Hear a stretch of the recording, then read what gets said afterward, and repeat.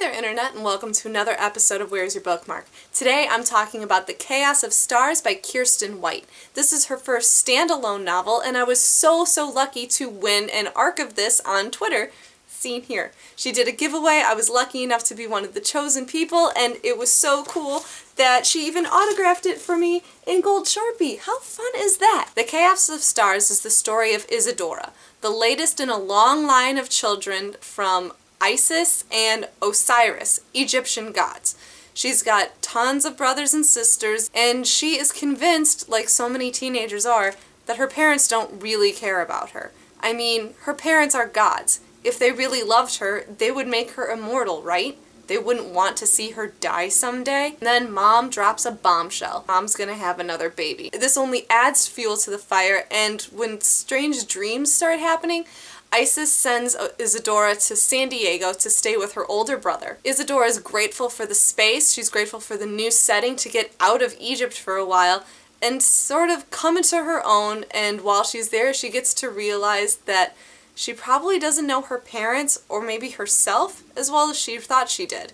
And she better figure it out soon because danger is afoot. I can see why some people are frustrated by this book because Isadora not necessarily the most likable character in the world, but that's why I liked her. I liked that she was flawed. I liked that she was angry. I like that she has an opinion and she sticks to it.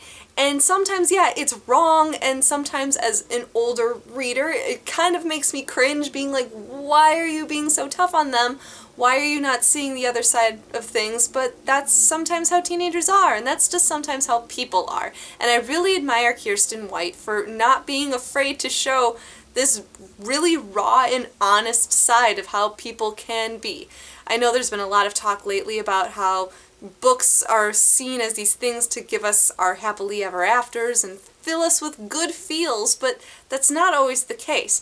And I really just thought it was brave of Kiersten to show through this retelling of Egyptian mythology how people are, just ordinary, regular people, and our relationships with our friends, with our families, with our siblings, and with ourselves. She is a genuinely good kid who needs a little bit of an attitude adjustment, and she gets there. She shows incredible growth. People who give up on this book, I always say, hold on a little bit longer, because by the end I was so satisfied with the character growth that Isadora has, the arc of the story. There were some twists and turns that I certainly didn't see coming, and I was so happy to be kept on my toes a little bit. Secondary characters in this book were also fabulous. I had a particular soft spot for Isadora's older brother Sirius, and his family, his wife, and the friends that Isadora actually makes in San Diego really add to this experience of being the new kid and trying to find your way. I was lucky enough to read an interview that Kiersten did with Stephanie Perkins, another one of my favorite authors, and she said that this book is actually commenting a lot kind of on her relationship with God.